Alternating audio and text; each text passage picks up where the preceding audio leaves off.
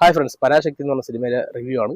അപ്പോൾ നമ്മൾ 10 മണിക്കുള്ള ഷോ തന്നെ കണ്ടു. ഇപ്പം സിനിമ കഴിഞ്ഞ് നമ്മൾ വെളിയിൽ ഇറങ്ങിയിരിക്കണം. അപ്പോൾ സിനിമയെക്കുറിച്ചുള്ള അഭിപ്രായമാണ് ഈ പറയാൻ ഉദ്ദേശിക്കുന്ന ഈ വീഡിയോയിലൂടെ. അപ്പോൾ സിനിമ എങ്ങനെയുണ്ടെന്ന് എൻ്റെ അടുത്ത് ചോദിച്ചു കഴിഞ്ഞാൽ, എനിക്ക് ഈ ഒരു സിനിമ ഒരു ചരിത്രത്തിനെ വളച്ചൊടിച്ച് ഒരു സിനിമയാക്കി ഇറക്കി എന്നുള്ളതല്ലാതെ ഇതിനകത്ത് എനിക്ക് കൂടുതലൊന്നും തോന്നിയിട്ടില്ല. സിനിമ ക്ലൈമാക്സ് കഴിഞ്ഞ് ഇറങ്ങുമ്പോഴും എനിക്ക് വലിയ രീതിയിലുള്ള ഒരു ഇതും എനിക്ക് സിനിമയിൽ എൻ്റെ മാത്രം അഭിപ്രായമാണ്. ഇത് വേറെ ആരുടെയും അഭിപ്രായമല്ല, എൻ്റെ മാത്രം അഭിപ്രായം. നിങ്ങൾക്ക് ചിലപ്പോൾ വ്യത്യസ്തമായിട്ട് തോന്നാം, പക്ഷേ എനിക്കിത് വലിയ രീതിയിൽ മതി എന്നാണ് എനിക്ക് പറയാൻ തോന്നുന്നത്. കാരണം ഇങ്ങനെയുള്ള സിനിമകൾ എടുത്ത് വെറുതെ ആളുകളെ കാണിക്കരുത്. ഒരു ആവശ്യമില്ലാത്തൊരു സിനിമ, അല്ലെങ്കിൽ നമുക്ക് ഇതിനൊന്നും കിട്ടാനില്ല.